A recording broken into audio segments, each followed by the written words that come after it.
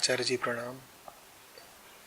We have seen movements led by great teachers like Kabir Sahab against numerous social issues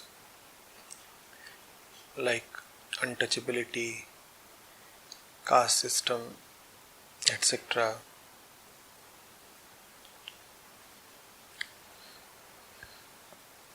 Also, there have been many like Guru Govind Ji who fought battle against invaders. In the epics,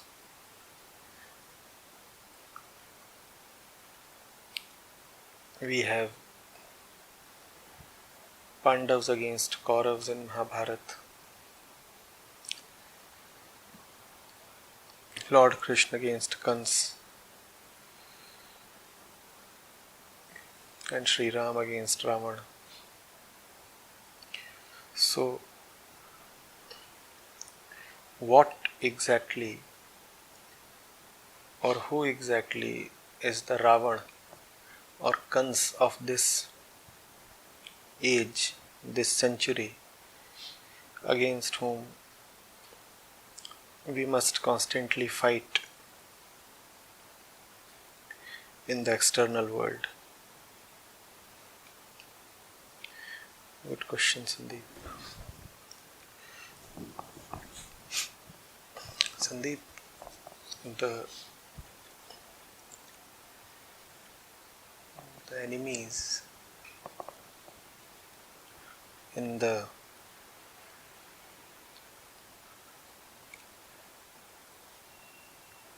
outer world were easier to identify till now.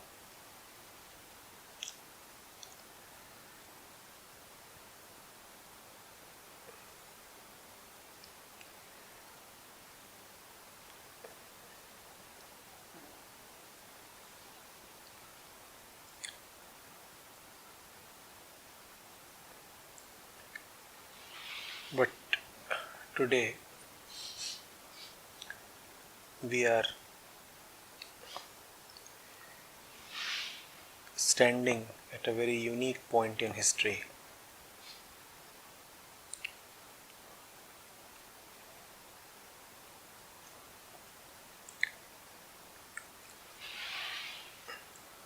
Till today, the enemy used to be a person, a group,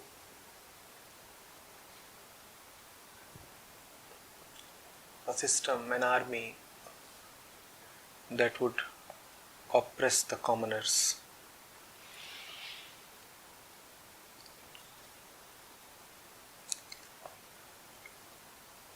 So it was a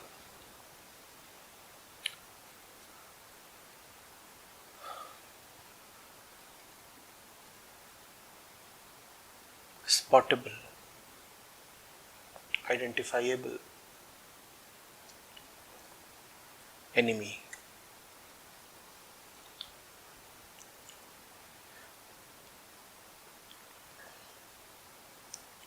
There would be a few who would be the exploiters, and the masses would be at the receiving end.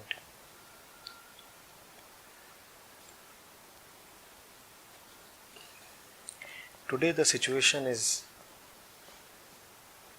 very different.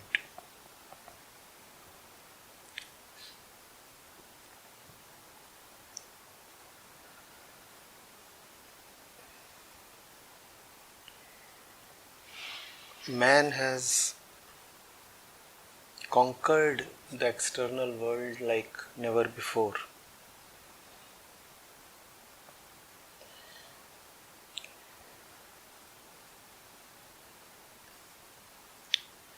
The earth has been conquered, The animals, the trees had been conquered long back. The waters have been conquered. Space has been conquered.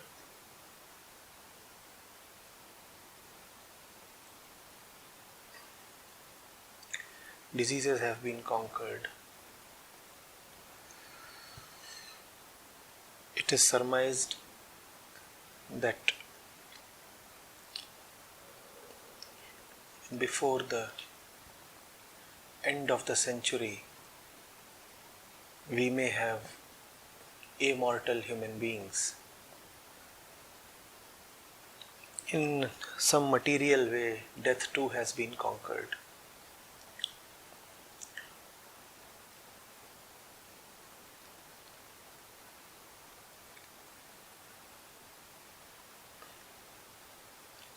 Man today has unequaled and devastating power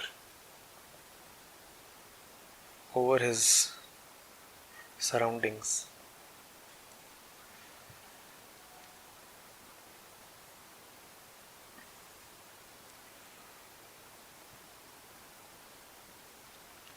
Within a few decades, it would be possible for man to blow up the entire planet Earth and go and settle on another colonized moon or planet.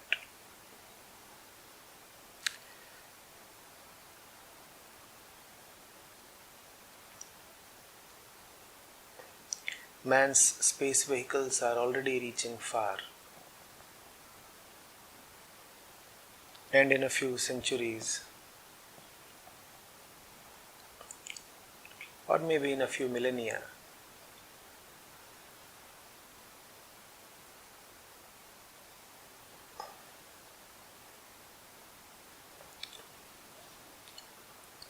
they would start traveling to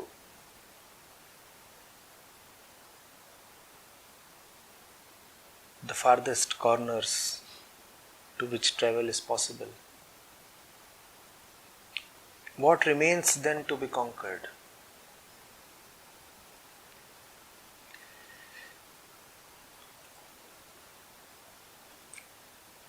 The entire animal kingdom is shivering in repetition.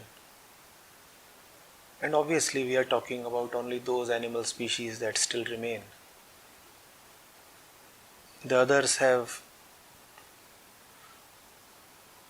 not only been won by us, but actually obliterated long back.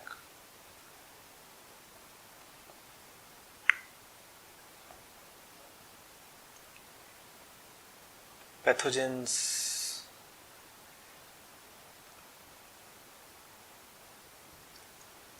all the little microscopic beings, they too are more or less at our mercy. Some of them are still waging their little petulant battles, but obviously they are doomed to be defeated.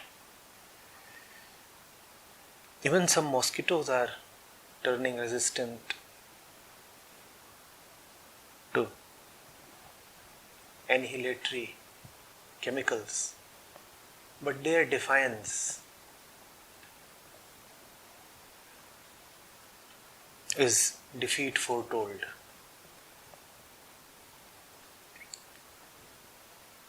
So what remains to be conquered? Tell me. Nothing remains to be conquered, Sandeep. And if something does remain to be conquered, it's a matter of a few centuries or at max a few millennia. And even a few millennia are nothing.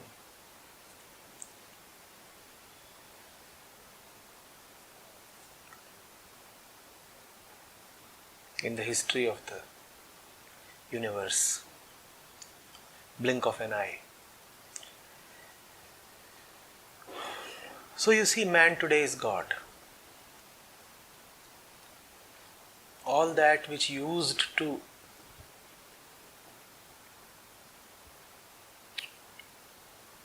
trouble man on the external front, outside of himself, has been conquered.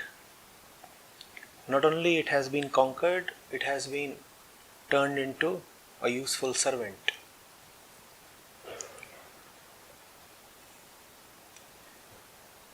Fire was the first one. Man used to be afraid of fire like any other animal. And man put fire to good use.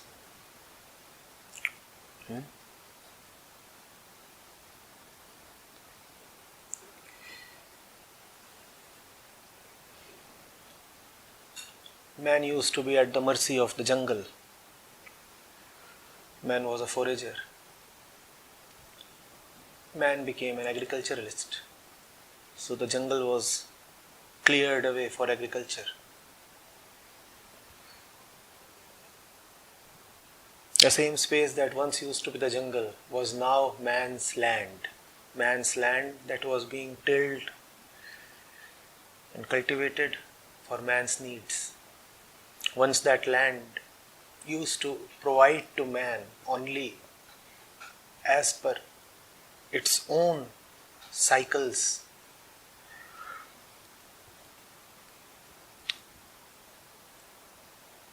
And it also used to be a source of potential threat to man. Jungles did have walnut and fig trees and apple trees.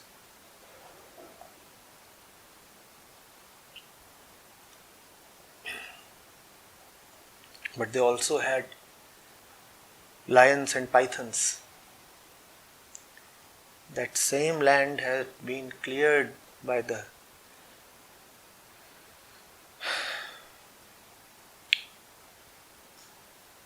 farmer and turned into a servant.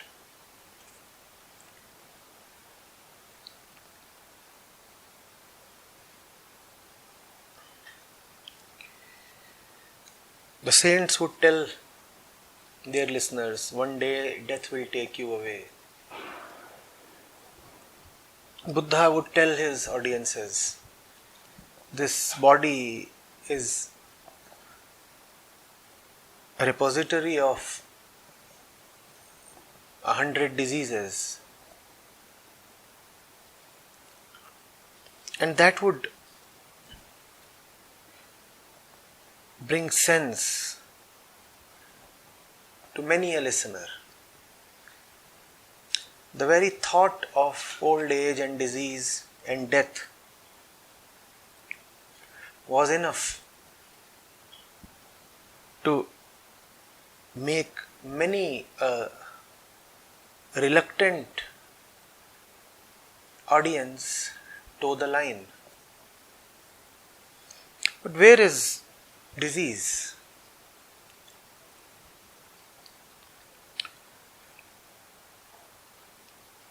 Very swiftly, man has conquered disease. You know of the population explosion that happened in the last 200 years.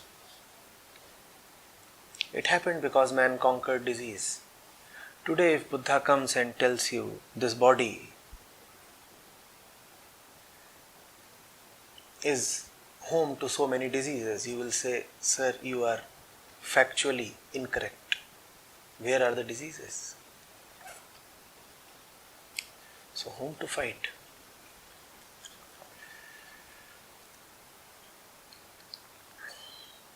The average age of populations has gone on to double, even triple if you look at the developed world.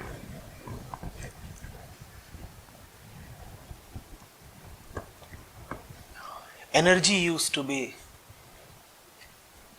scarce, and to do anything with material you require energy. Today the greatest source of energy, the nucleus of the atom has been broken open by man. So energy is not a problem. Tell me, what do you want to do? Energy is available. If you want to blow apart this entire planet, even for that, energy is readily available. In fact, that much energy man already has today.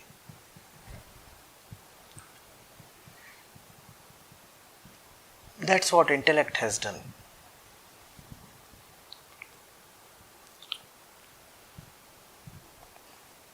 Just say what you want and it can be made available. And the last frontier in conquering the world has been the conquest of life itself.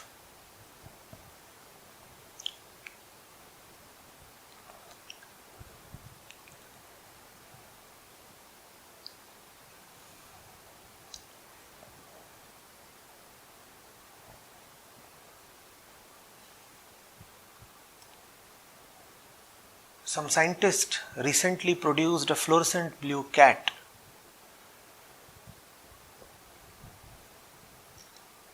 That's happening.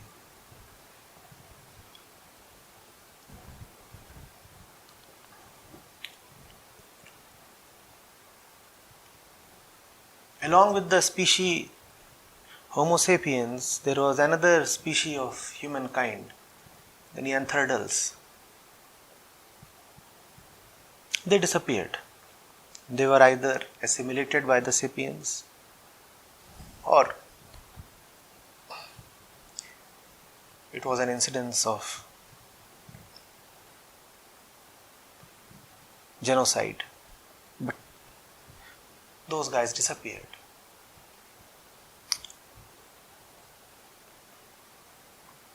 Now,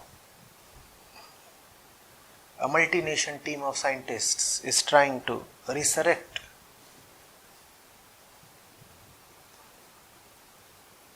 the Neanderthal.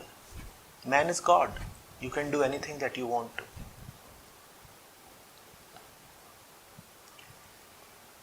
If you don't want to die, you can never die. All you need is good money. If you want to leave this planet and settle elsewhere, you can do that. All you need is good money. And we are talking only of 2018 AD. The picture would be very different in 3018 AD. And don't think for a second that 100 years is too much. The Big Bang was 13-14 billion years back. What is 100 years? Man came into existence some 25-30 lakh years back. What is 100 years?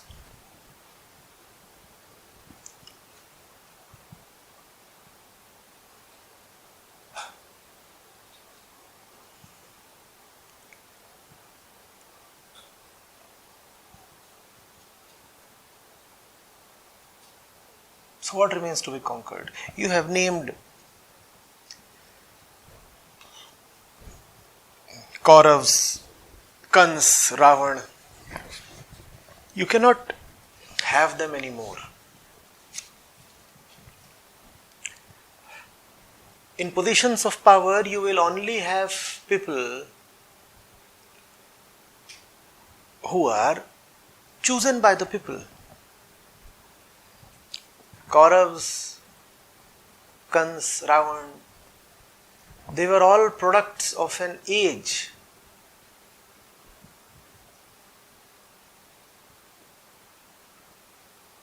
when autocracy and aristocracy could prevail. Today there is democracy, and democracy is a holy grail. Democracy has caught on. It is becoming the way of life. Countries that are not democratic are moving towards democracy. So here again, you don't have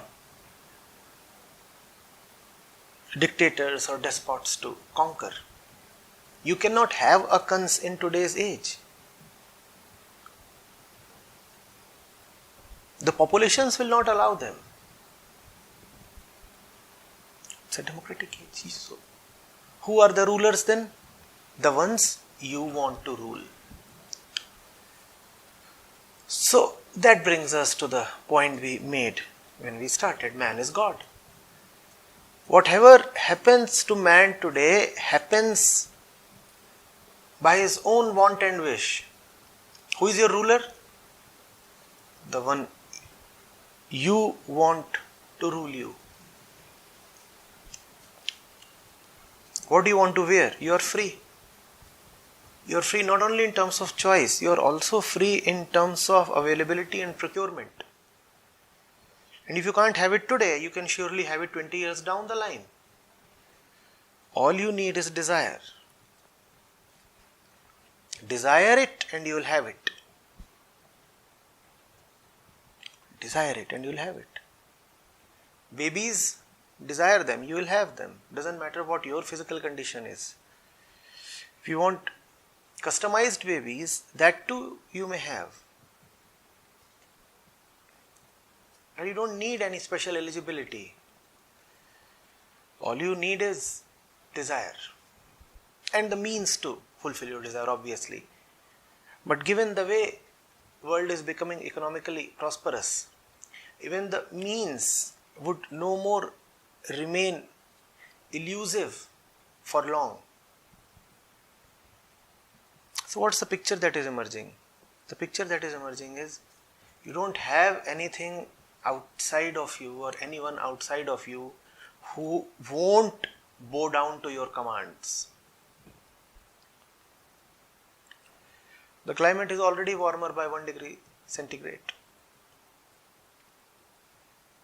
If you want, you can take that to 3 degrees. If you want, you can take that to 5 degrees. And if you want, you can bring that down.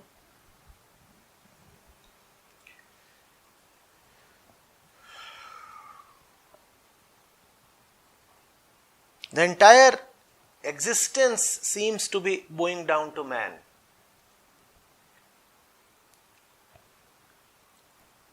Show me one creature in the seas, on land or in the skies who can afford to defy man. Show me.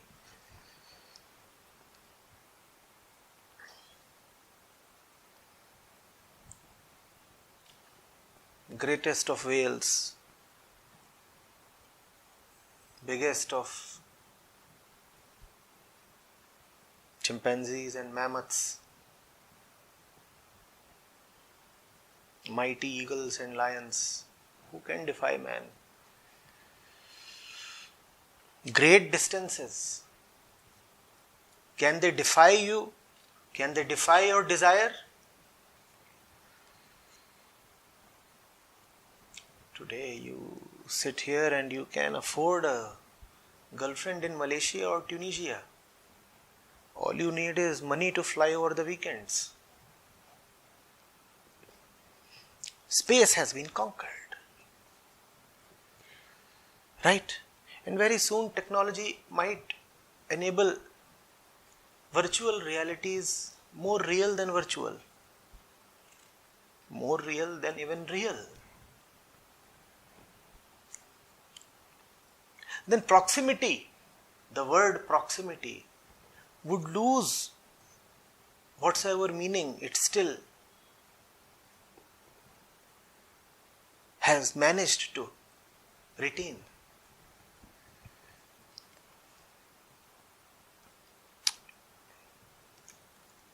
You know what is the next thing that is going to happen, Sandeep? Man would improve himself and turn into a superman kind of species.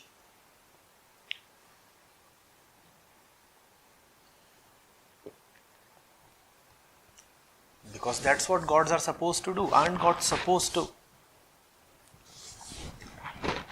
produce men, create men?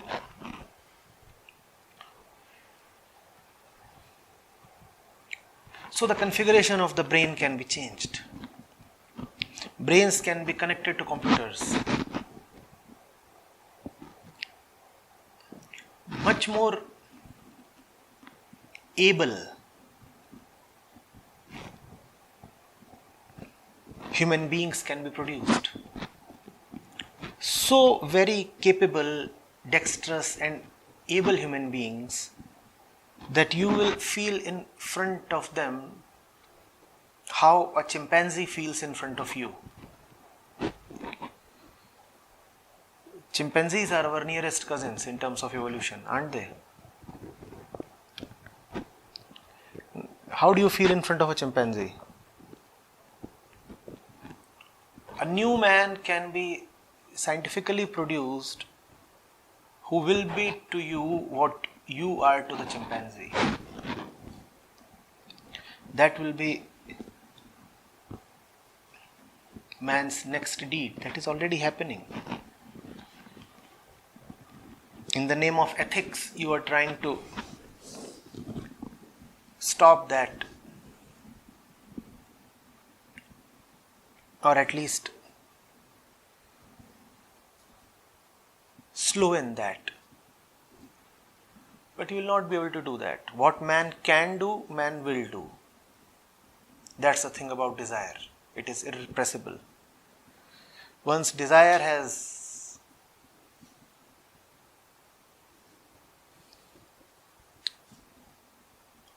taken roots in the mind, the tree is bound to appear. Fructification will happen. And if man feels like having better men, that will happen.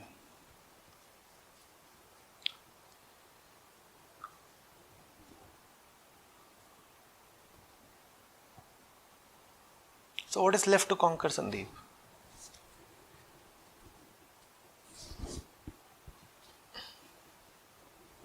All that appeared inclement or difficult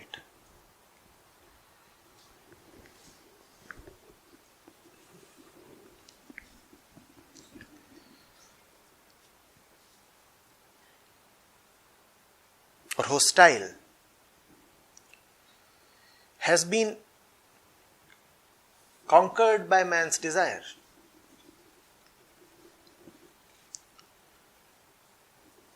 Man is the God who can get what he wants. What is then left to conquer? I said we are standing at a very special point in history. What is then left to conquer? Man himself. And that's the difficult thing, Sandeep. You have nobody left to conquer but man. Would have been far more easier could you put your finger on one person and lay all the blame on him. It was so very straightforward when the villain was Ravan. There is Ravan. Let all the good guys get together and beat him down. It was such a simple fairy tale. Yeah, the good guy is there. And all those who are supporting him are the good guys. And there, that one is the bad guy. And all the baddies have bunched together in one lot.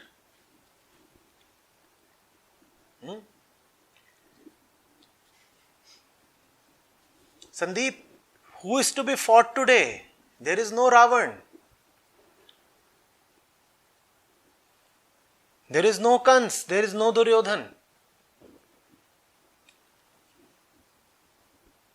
The bad ones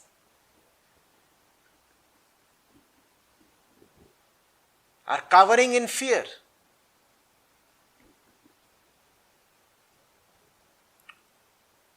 Authority is out, secrecy is out.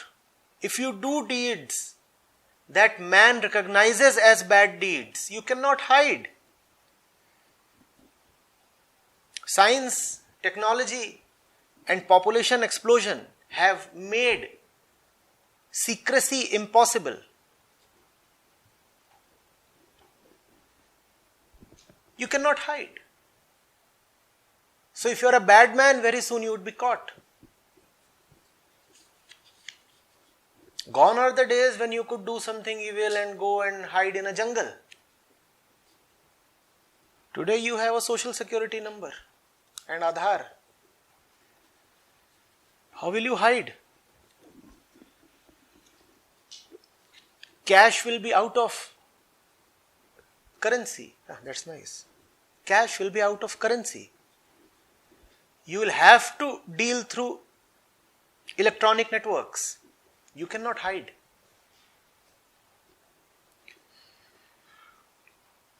The entire earth is divided in nations, and the day is not far off when every child to be born would be born with a chip implanted in his body.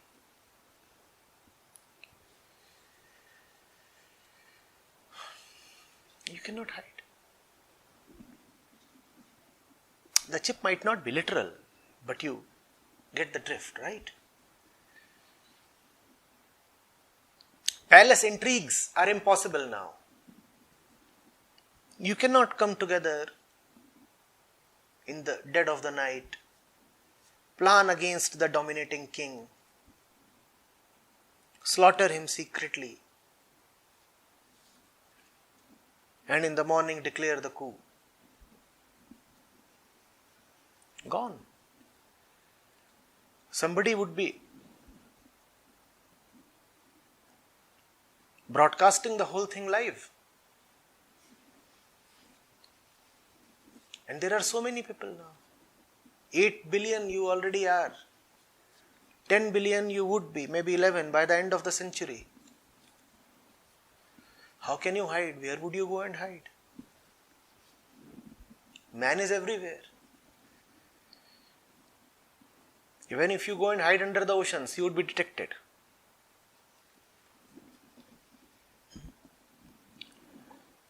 So doing things that were traditionally considered bad is no more an option. Everybody is now bound to be good. You wave a gun at someone, and before the gun is back in the pocket, the police are at your heels. Some CCTV camera has caught wind of the whole thing. The entire planet is being monitored. Where would you go?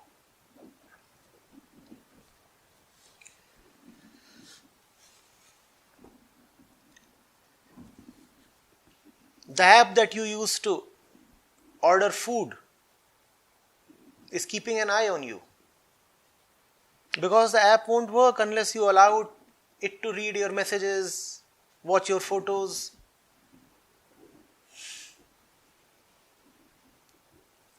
You cannot be bad. You have to be good. And what kind of goodness is it that is mandated? It is goodness defined by man. You need not be good as defined by a Kabir or an Ashtavakra or the Gurus. You have to be good as per the laws of man, not the laws of God or no divine mandate is going to work.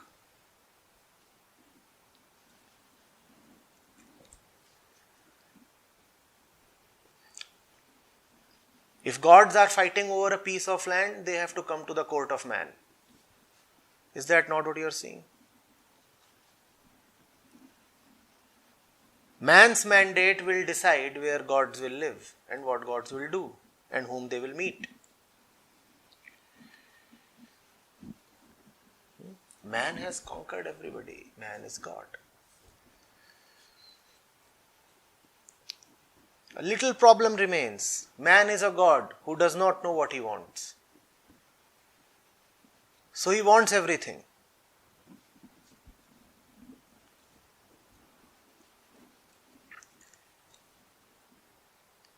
One step more. Man is a God who does not know whether he wants what he wants.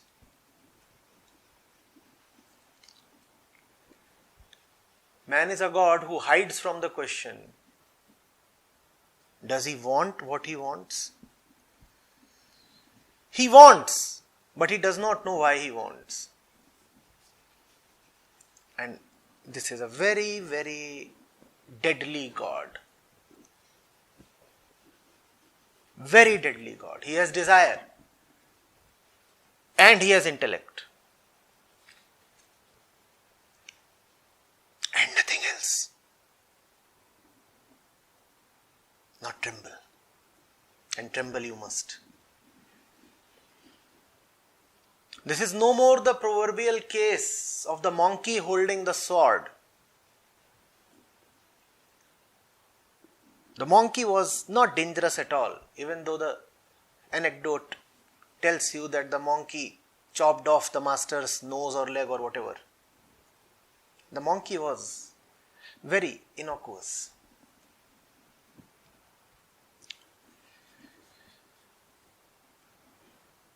Today that monkey is man and the sword is an intercontinental ballistic missile with multiple nuclear warheads. A very, very intelligent man he is. He is suave, he is sophisticated, he is educated, he is cultured. He lives by the rules. He has never broken a law. His credit rating is wonderful.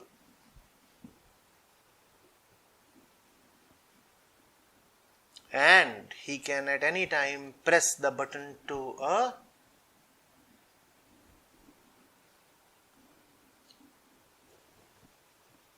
that's man for you. And he knows everything. He is the master of knowledge.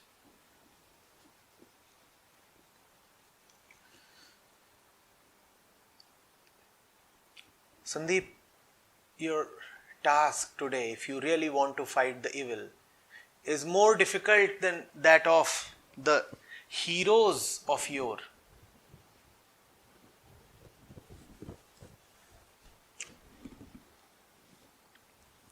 The heroes down the centuries in history,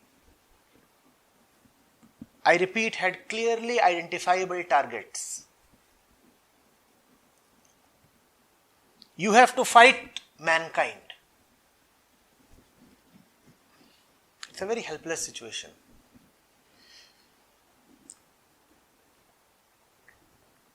Today's teacher or hero or prophet or Masiha, whatever you want to call him, has to fight everybody. Just about everybody. He has to fight all those who are outside his social circle. More dangerously, he has to fight those who appear like his accomplices, his supporters. And even more dangerously, he has to fight off the effect that the company of the world has upon him. So he has to fight himself as well.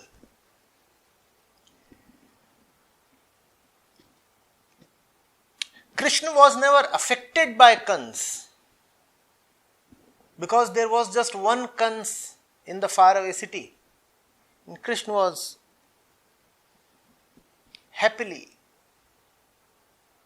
coming up in an innocent village. Today the cult of Kans is everywhere. If today a Krishna were to be born, he would find that his father, his mother are all brethren of Kans. He would find that the water of Yamuna is polluted with Kanshood.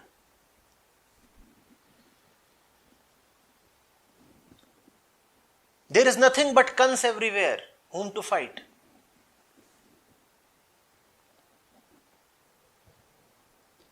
Radha comes to Krishna.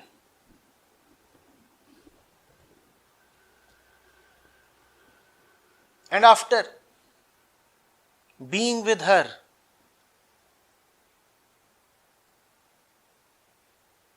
for a few months, Krishna discovers that Radha is an agent of Kans. What will Krishna do now? The ancient Krishna had it just too easy.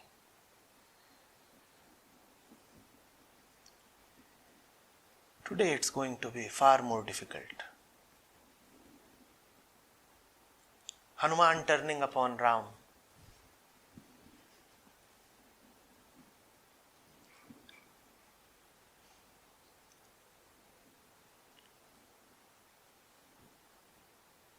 Lakshman conspiring with Meghnad.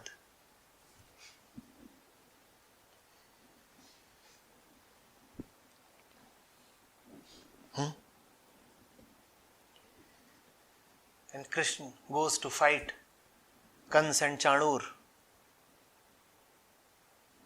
And in the thick of the battle, he discovers that Radha is campaigning for Chanur.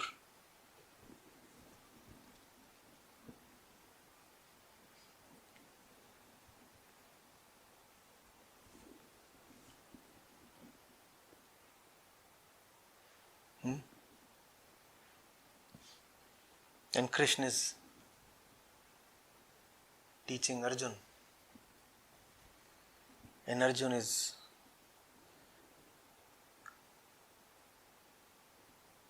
appearing like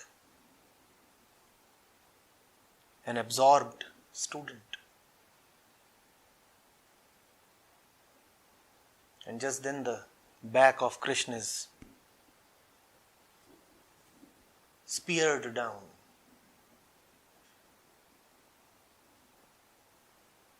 And with the light going out of his eyes, Krishna turns back and sees Yudhishthir. In his last moment, he turns to Arjun. And Arjun has a naughty smile on his lips. That's the final chapter of Gita. Were it to be written today. Whom to fight? The enemy is not outside anymore. The enemy is there right in your house. Your friend is the enemy. Your wife is the enemy. Your lover is the enemy. Your student is the enemy. Your teacher is the enemy. And when you look into the mirror, you are your worst enemy.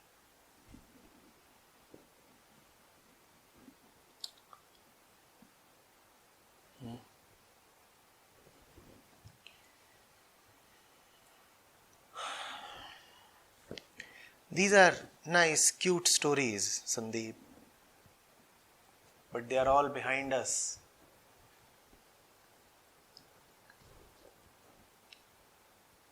All the monkeys will chase down Ram if he goes to them to seek help today. The monkeys have all been bought over by Ravan. All the monkeys.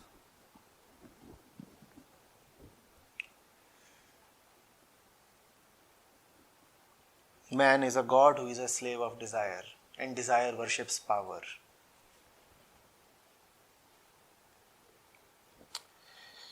The monkeys too have been overwhelmed by the power of Ravan. Why would they support Ram?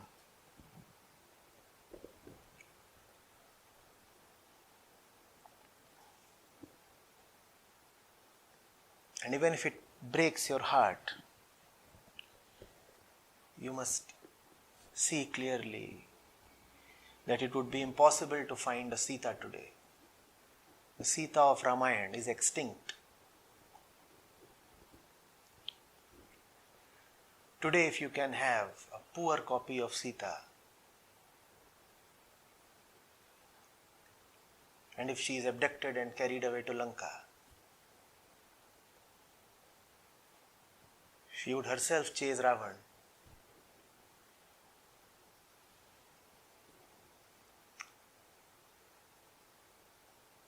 And compel him and beget him to marry her.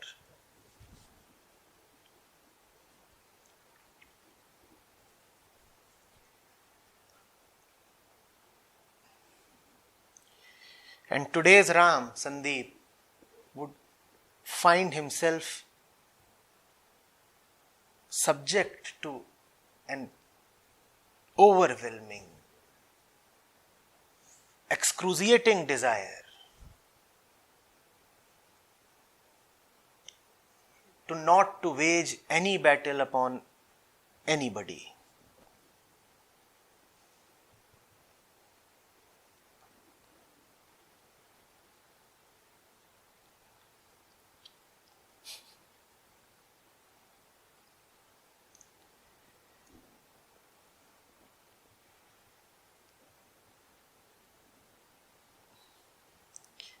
Bharat is not allowed to keep Ram's sandals on the throne and worship them and run the kingdom that way.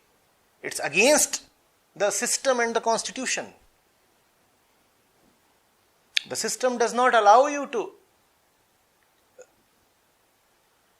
run the kingdom as if it were the property of your elder brother. No, not possible.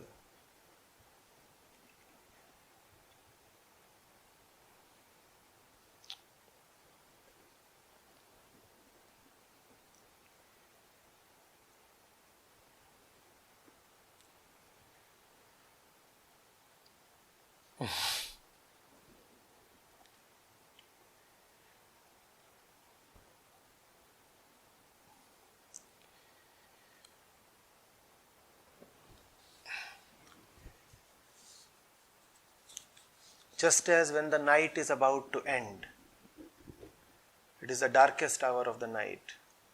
Similarly, man's history is going to end now, and this is the darkest hour of history. History continues only as long as you have chance events. For history to be told, you must have unpredictability, right? Can there be history if everything is predictable? If everything is predictable, then you can have at most a milometer, a dashboard. You cannot have history.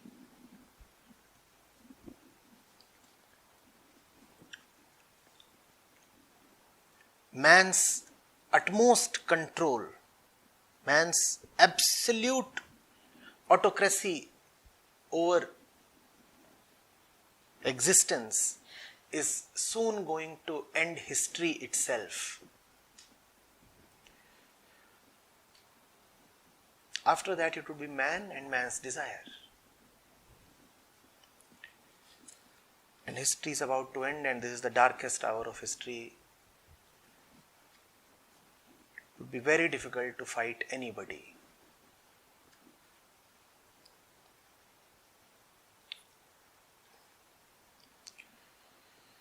The evil lurks everywhere, all around you, within you, and everybody is evil. There are no quantum separations. When you look at the Kurukshetra, you see a definite differentiation, don't you? What is the definite differentiation? On one side you have Duryodhan and on the other side you have Arjun. There is a very clear distinction. And so Krishna knows whom to fight. Now Krishna has the luxury to afford sides. A battle is on and Krishna looks at the battle and Krishna knows. I can pick one of the two. I can afford that choice. Today you cannot afford that choice. There is only Duryodhan. He won the Mahabharata long back. There is Duryodhan 1 fighting Duryodhan 2. What does Krishna do? Whom does Krishna support? And if Krishna appears in Kurukshetra, Duryodhan 1 and Duryodhan 2 would tie up and chase away Krishna.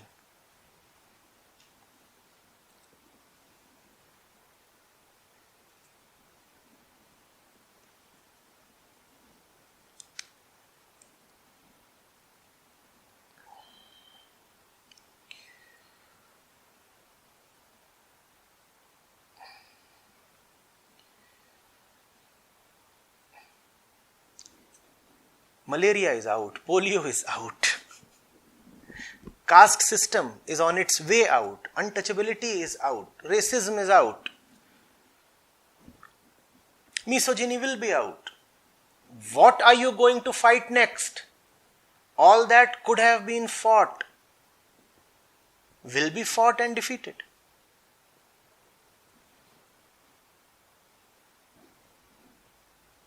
These are old and petty evils.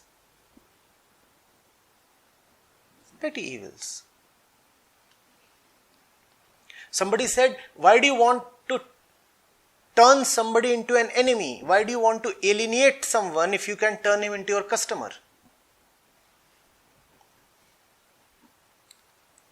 And desire only needs customers.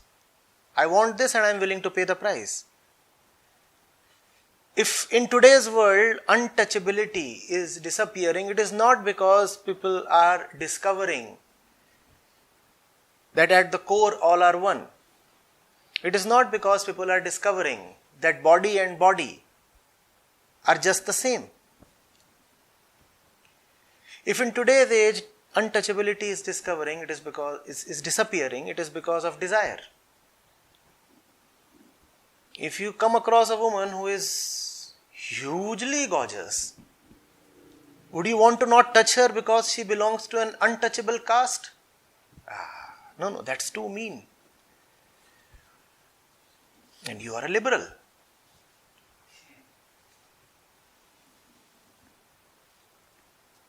Would you allow your liberal instincts to fascinate,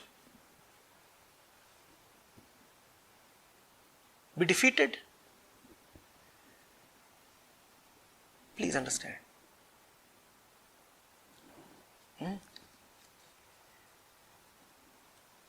You are the recruiter in some firm and you want someone who can be productive because desire is related to productivity. You want more and more to consume and you get a candidate. Who comes from an untouchable caste. Would you reject him? No, why should you? You would welcome him and embrace him. You are not embracing him out of love. You are not embracing him because you have suddenly discovered fraternity. You are embracing him out of desire, greed, usefulness.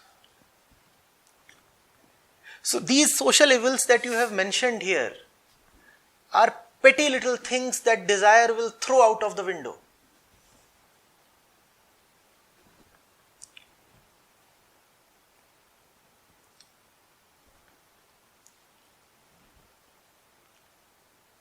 Are you getting it? The great evil would be man himself, man the God.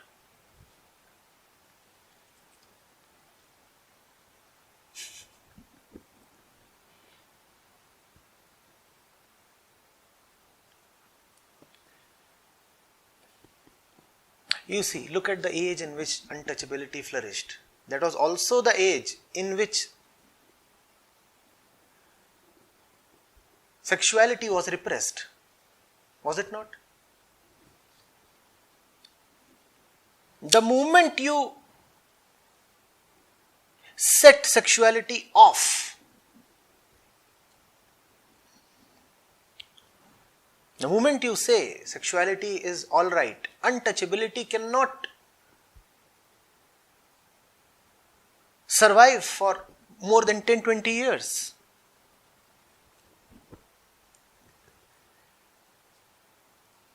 Desire has defeated all social evils. It is not social reform movements that have defeated desire. When the train and the bus came about, when public transport came about in India, 100-150 years back, that was a great step towards the eradication of untouchability. The Shudra would be sitting besides the Brahmin in the railway coach,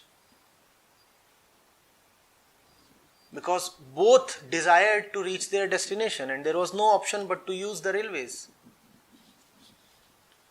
And the railways didn't have separate coaches for separate castes.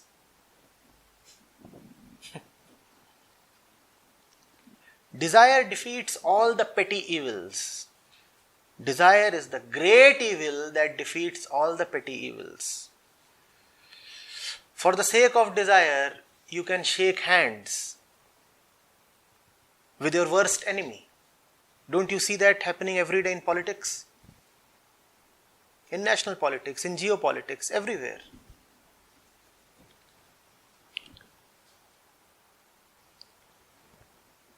You know what ended the Cold War? The desire of the little Soviet republics to have a more economically prosperous life. Desire defeated the USSR. It was not the USA that defeated the USSR, it was desire. Desire will defeat all the petty evils.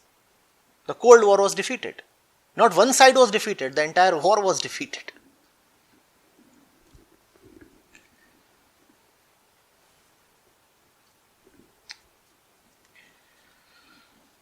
A Hindu and a Muslim are fighting. You don't need to teach them the essence of religion. Just dangle some money in front of both of them. They will forget fighting. They both will run towards the money. So, you see, all the religious discord has been taken care of. And you don't need a great reformer or guru for that. All you need is some money. You don't have religious communal riots in metros anymore. Do you have them?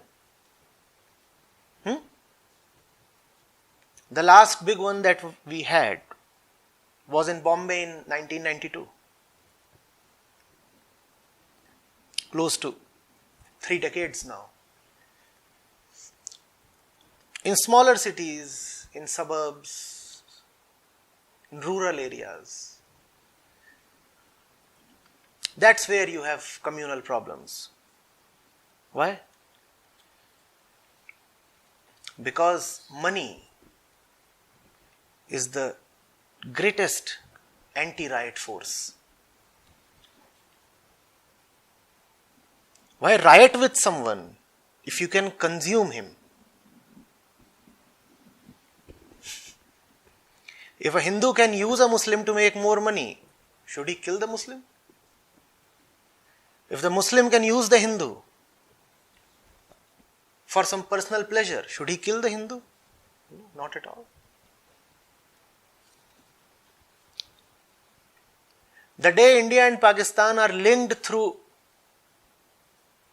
thick and heavy trade, they'll find it very difficult to fight among themselves.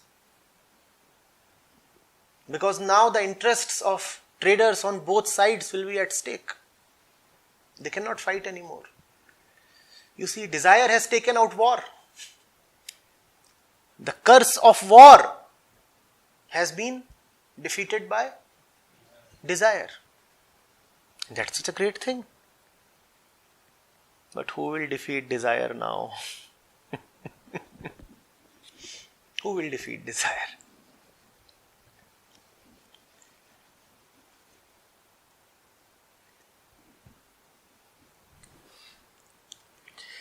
I don't know, Sandeep. I'm very lonely in all this. You too will have to figure out on your own. And anyway, today one has no way of figuring out between a friend and a foe. So don't trust me too much.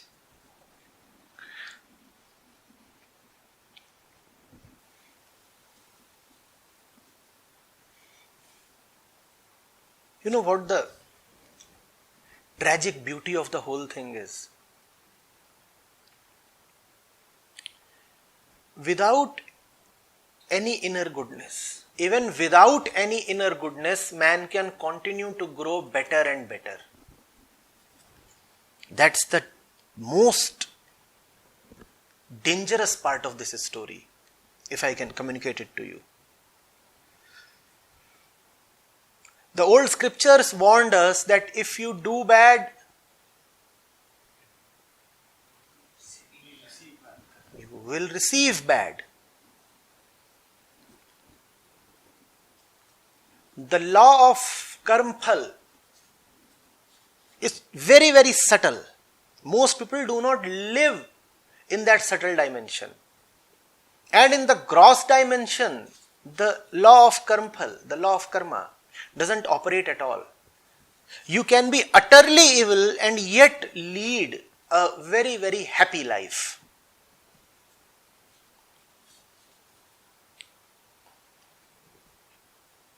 In fact, the more evil you are, chances are the more prosperous and more happy you would be found. So, the ancient trick that religions have used has fallen flat now. We all very well know, as Nietzsche told us, that God is dead. And if God is dead, where are heaven and hell? So you can continue doing what you do. You very well know that no hell is waiting you. There is no heaven awaiting you and no hell awaiting you.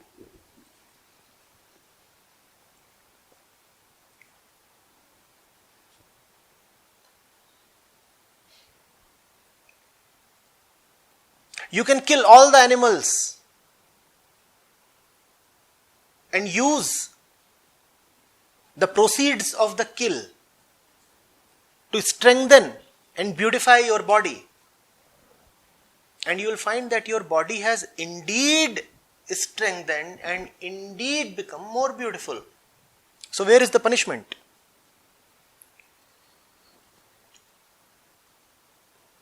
In fact, it is a fact. Most of the Nobel winners are meat eaters.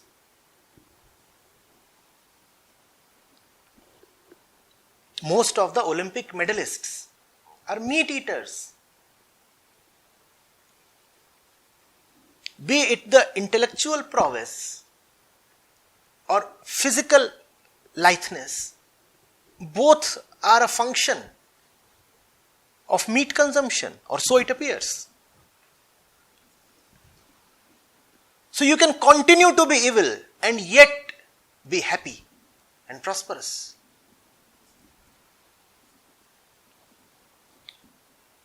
Kids laugh when the Quran or the Bible talk of the day of judgment and the ultimate punishment.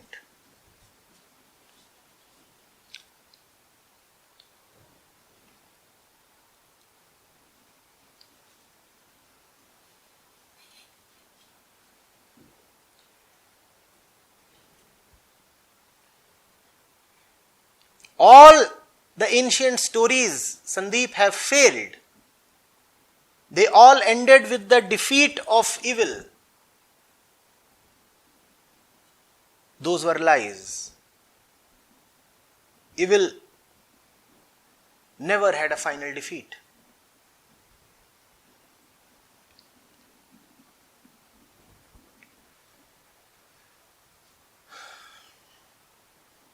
Today there is not only evil everywhere, evil has accorded itself the name of God.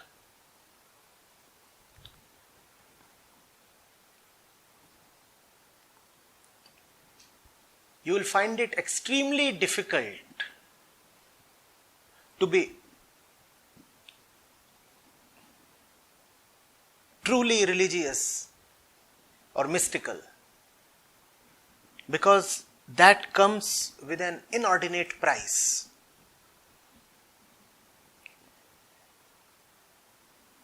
And evil will not say that spirituality is bad. Evil will simply take over spirituality. So you will have people who call themselves spiritual, but what they would be doing in the name of spirituality would not be spiritual at all.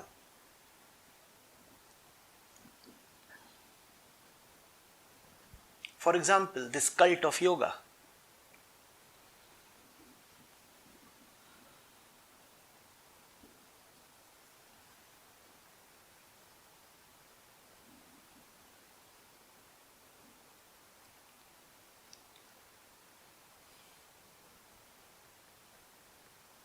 For example, the egoistic cult of neo-Advaita and self-inquiry.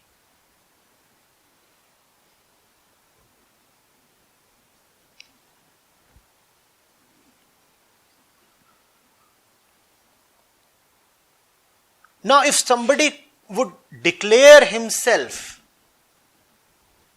as an enemy of God, as Ravan did or Kans did, oh, they were very innocent fellows, they did, then you could fight him.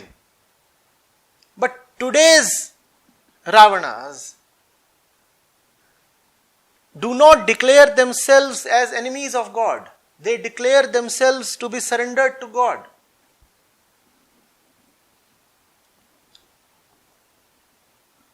Today's Ravan would probably be found in Rishikesh teaching Hatha Yoga.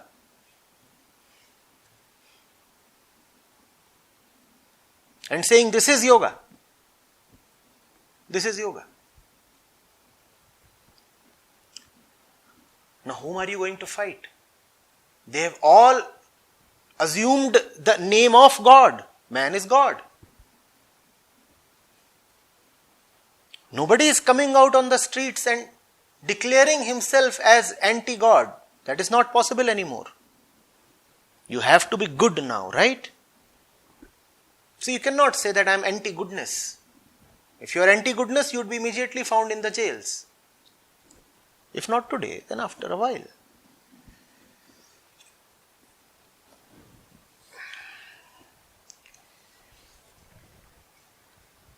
Everything has been consumed by desire.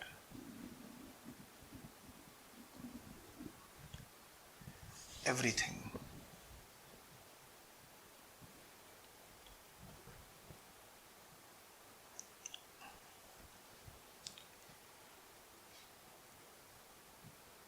A point comes, when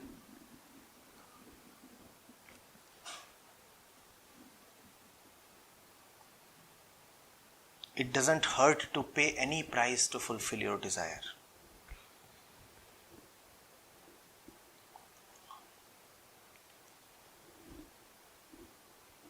It just doesn't hurt. A fellow with lung cancer, in the last stages, may still steal away to have a cigarette or two. It just doesn't hurt. One wants to fulfill the desire even if the cost is tremendous, one says.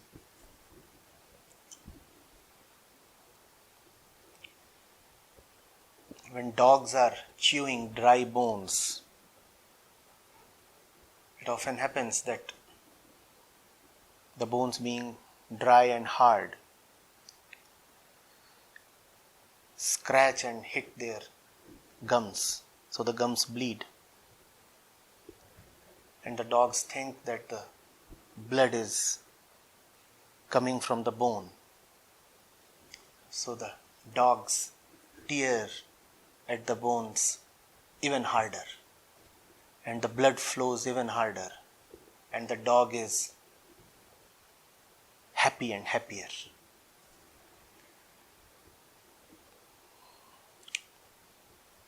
There, at least, there is some tangible damage happening to the dog. We are living in an age, Sandeep, when there will be no tangible damage.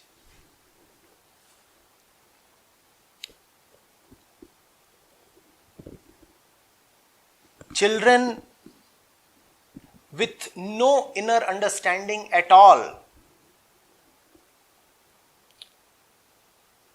Even today, if you look at them, they are all being educated in the so-called international schools. They are ferried around in air-conditioned buses. There is an informal moratorium on the use of the native tongue.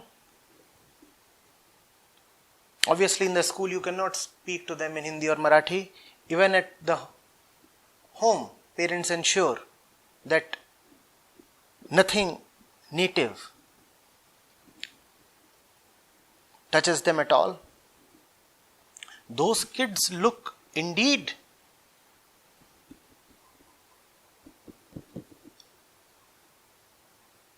more smart, more articulate,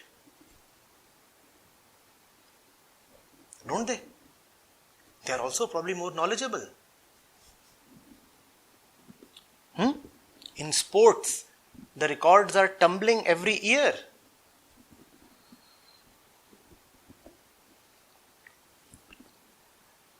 A regional level athlete today, a district or state level athlete today, is doing better than the Olympic champion of a century back. You compare the stats. Just compare the 100-meter stats.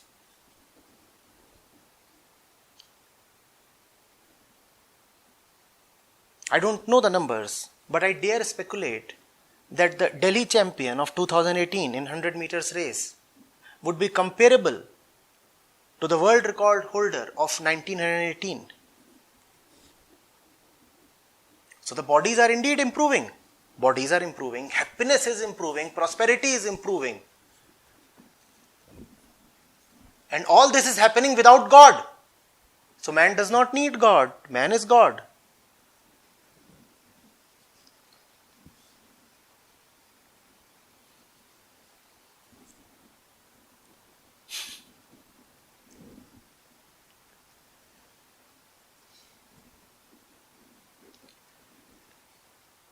Yes, man won't have love.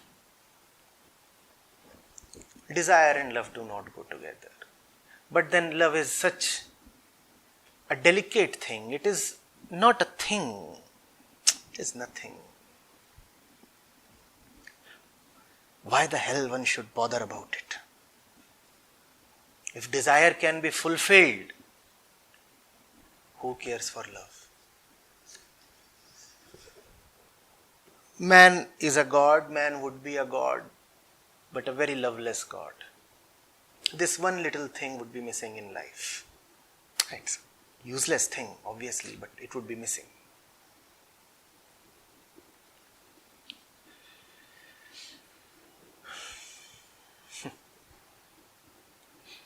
And Sandeep, I am not going to advise you in favor of love.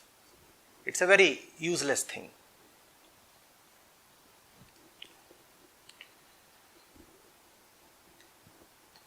There is one song, Hindi song, but it's a disappearing language.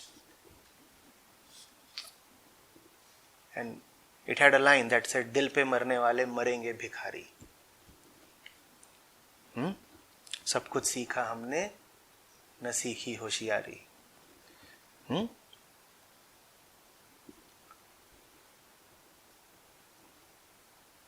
So why should I advise you in favor of love? There is so much else to be had. You can have power. You can have adventure. You can have various kinds of foods. You can have domination. You can have whatever you want. And why do you want love? Or why do you want silence? You can have the best of noises. Then why do you want silence? You can have very musical noises. Why do you want silence? It's already happening in this generation. I find it very difficult to relate to the youth. And some of them say it very bluntly to me in my face. We do not know what love is. And they are cute. Dolls that do not know love. Loveless Barbies. Throwing around barbs.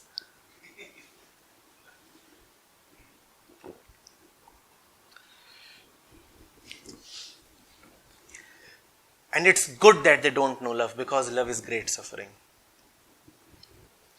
With desire, born and brought up in desire, you lose all acceptance to suffering. That's one characteristic of the desirous person. He will be very intolerant towards suffering. It is only the lover who can embrace suffering. Now, if you belong to the cult of desire, if you belong to the desire generation, if you belong to this, Gen now, suffering is the teacher that brings love to you. And suffering is already an anathema to you. For you are supposed to be always happy. You can't be seen teary-eyed.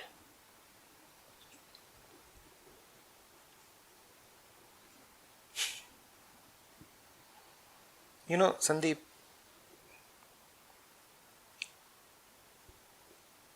already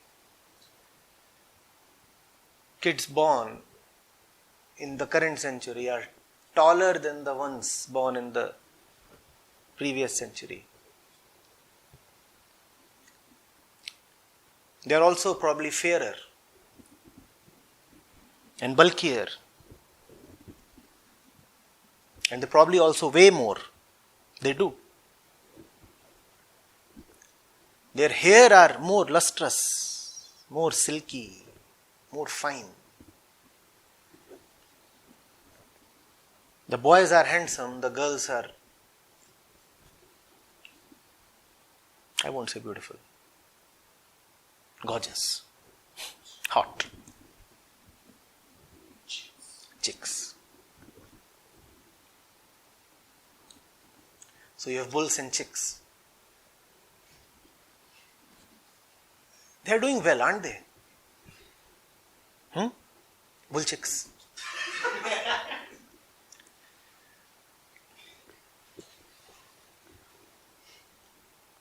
They are doing well. They are doing very well. How do I advise them?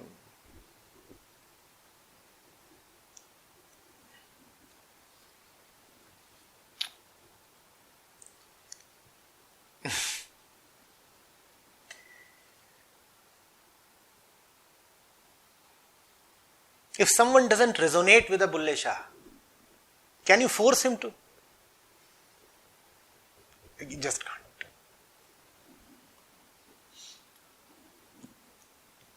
If someone doesn't feel that pang here, can you induce it? Especially when the other person is already happy.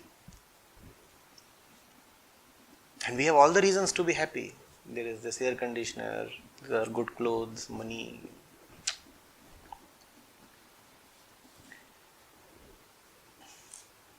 As the country gets more developed,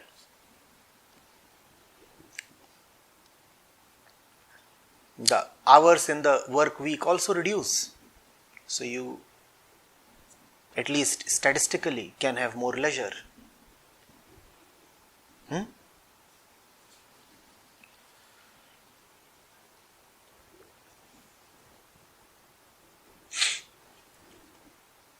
So how do you bring Bulle Shah to Bull Chicks? Very difficult.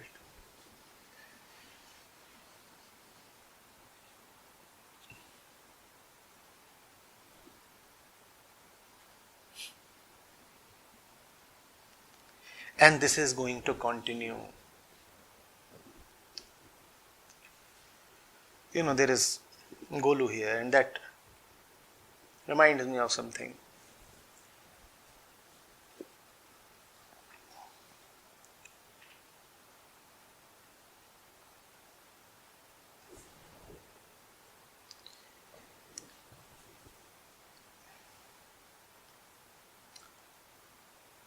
Australia is one of the last continents that man colonized.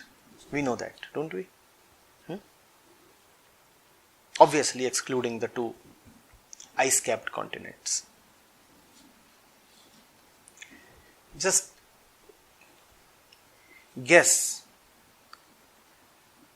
the proportion of species that man obliterated there within a short span of time. What percentage of species were led extinct by man? I am not talking of a reduction in numbers. I am talking of complete and irreversible extinction. Tell me. Tell me.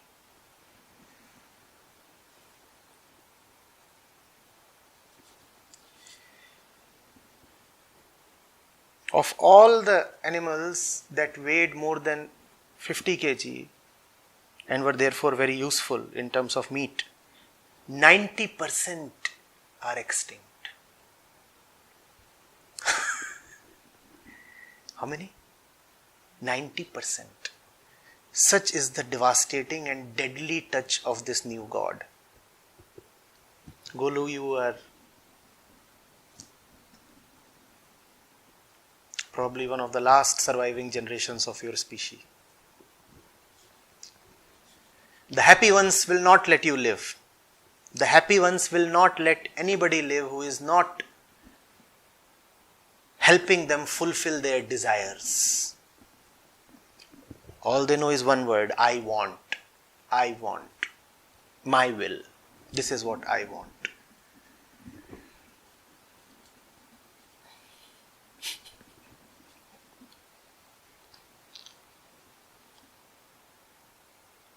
Those animal species were living there since millions of years, and man's touch evaporated them in a second. In a second. That's what the pursuit of happiness does.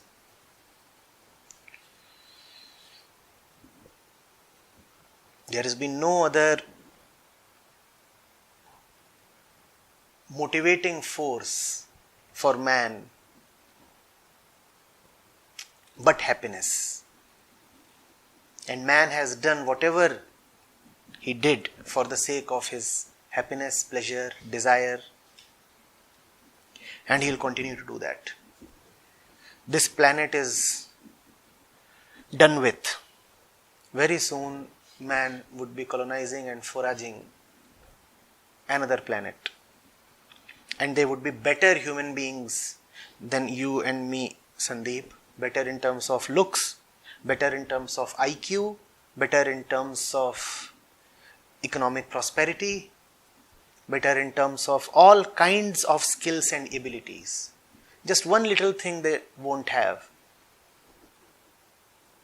Love. And that doesn't matter. That doesn't matter at all.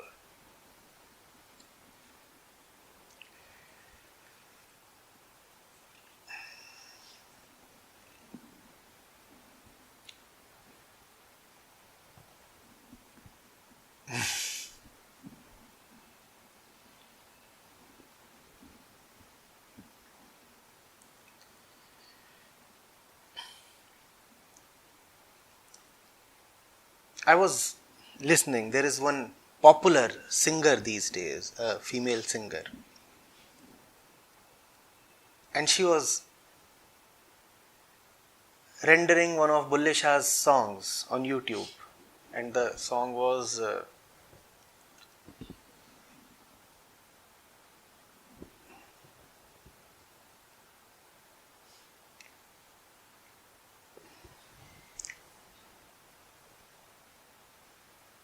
हुण क्यों अपना आप छुपाया. हुण क्यों अपना आप छुपाया. So, it's a beautiful song. And she had changed entire lines after lines. At first I was shocked. How can you do this to a Bulle Shah? But then I realized it is because her audience will not be able to get the meanings of the original lines. So she very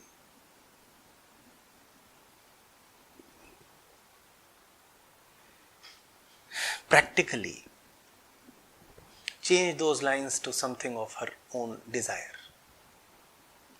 It is quite possible that she herself did not know the meanings of the original lines, so it was dangerous to keep them. That's a glimpse of tomorrow. We will not be able to know what a Krishna or Kabir is saying.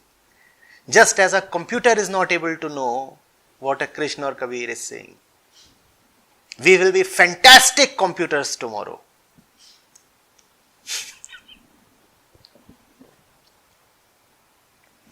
We will not be able to know. Even if we intellectually do comprehend, we will feel no love. We will feel no inner compulsion of the kind a Radha feels for Krishna.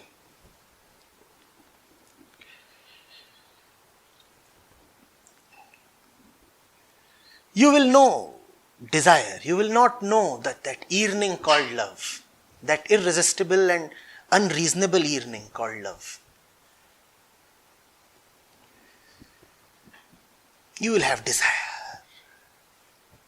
And you will have civilization. So you will have civilized ways, business-like ways to fulfill your desire. You won't be raping anymore. I assure you, rape would very soon be antiquated. You will say rape was an evil of the Middle Ages, like sati, like untouchability. Why rape when you can buy sex? And sex will be available.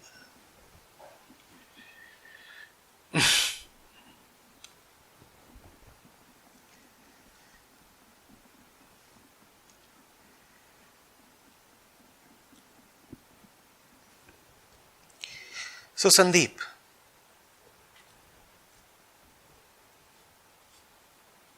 that's the forecast for you, and it's quite sunny. Have a happy time.